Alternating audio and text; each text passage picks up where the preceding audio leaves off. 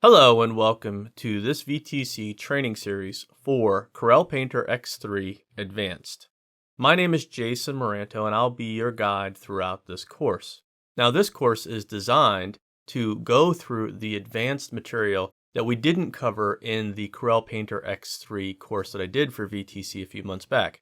Now the thing about that course is that it takes basically over 10 hours and goes through all of the basic things that you need to know about how to use the software and the different things that you might need to know in terms of just general working with 2D graphics applications in general. When I go into this course, I'm going to assume that you either already know all the material that I covered in that course or that you've watched that course. And I highly recommend that you do watch that course before you watch this one. This course is going to be all about customizing Painter's brush engine. And Painter's brush engine is hugely powerful. It can do a lot of different things. Now, why is that so important? Well, because at the end of the day, as an artist, it's all about making marks, whether they be brush marks or whether they be pencil marks or any other types of marks that we can think of. At the end of the day, what we build is a collection of different marks that we make. And those marks are effectively like your artistic signature. So being able to get the exact mark that you want from the software is going to be very, very important to your success as an artist. Now, that said, Painter is by far the most powerful mark-making 2D graphics application that I know of in existence.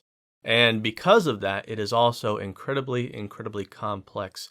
So we're going to be spending the next 8 hours more or less covering all the different ways that you can make marks within Corel Painter X3 and the different ways that you can modify. And that's really the important thing that I want to point out to you here, is that when we start with Corel Painter X3, we're going to have a huge brush library already in place. But I find a lot of those brushes aren't really well suited to making the types of marks that I want to make, and they're probably not well suited to making the marks that you want to make either.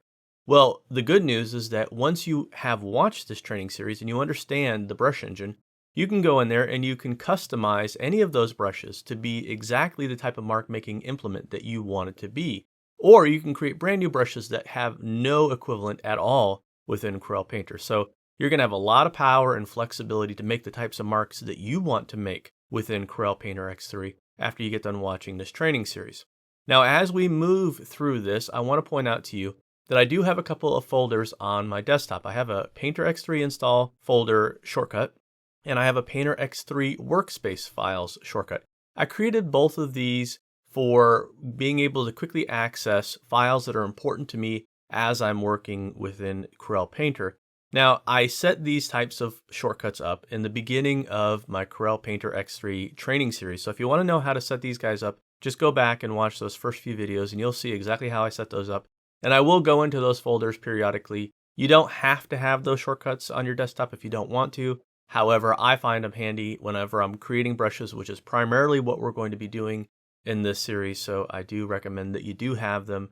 But at the same time, like I said, if you just want to watch and you don't want to actually follow along, then that's perfectly fine as well. You'll still get a ton out of this training series.